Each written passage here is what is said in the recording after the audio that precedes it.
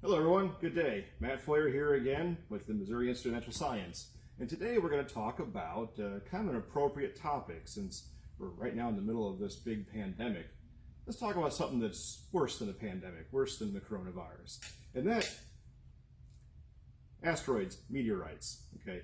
These things killed the dinosaurs. They've killed a lot of stuff over the years. And at some point, they're going to hit the Earth again, doom and gloom, and cause more damage because there's a lot of this space junk floating around.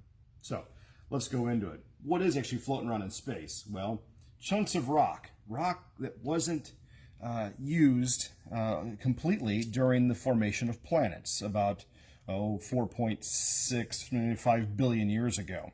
And so as all that material out there was kind of colliding around and forming all sorts of planets and other objects, moons and so on, the leftover stuff. Think of a construction site. Think of when you're building a house or just anything, a little project. You have the scraps, the stuff that you didn't use in the process of building that.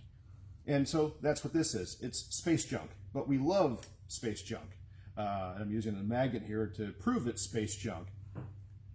Iron, nickel iron, is everywhere in space. Now this is a stony meteorite, but when you slice it and you look at it, just if we can get a little zoom in on that, can you guys see the little reflections of iron in that? Collectors of meteorites refer to it as a starry night. Anyway, it's kind of fitting. But you can see that a magnet will stick to the iron that's in there. Now, this iron, how it forms these little flecks all throughout, is only done in 0G. It's done in space. You can't get this sort of formation on the Earth because we have gravity and it lumps together and forms a different iron formation within the meteorite. Now, we also have purely nickel iron meteorites that don't have any stone in them, and they are obviously very magnetic. You can hear that magnet really pop against it.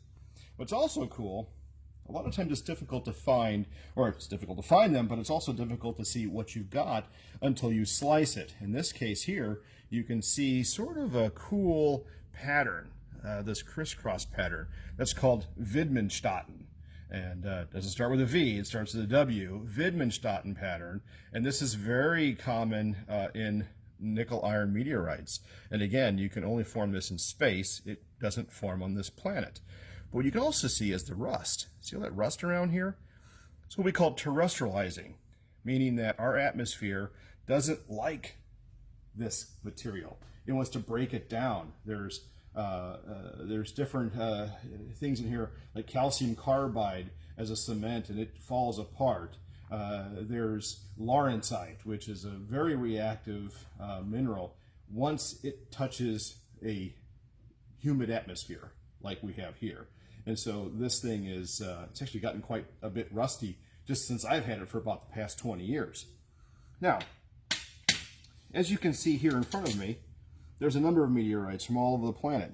Right now, a lot of these come out of North Africa, and their designation is NWA, Northwest Africa. Okay, but we can see them here from Africa. We can see that's the Sahara here. That's definitely Morocco. But we've got Canyon Diablo in Arizona. That's a fun one, and that's been known for a long time. We've got them all over the world: Philippines and Russia, Sweden. Okay, this is just a small collection of what's really out there. They were once thought to be very rare, and to some degree, I guess they kind of are. But in the past couple decades, all the material from Northwest Africa has come out, and a few other places as well. And so we're starting to see a lot of really cool meteorites show up on the market. Things like pallasites and the stonies, as I mentioned, carbonaceous chondrites. I'll show you this one here. If you can see on the surface here, there's little tiny little bleebs in there, that little gray one there, but they're little round spherules, and those are carbonaceous chondrites. And again, from the outside, it looks like a rock. This is Northwest Africa as well. Now this surface here is the ablation surface. That's what came through the atmosphere, melted and fused. It's a fusion crushed.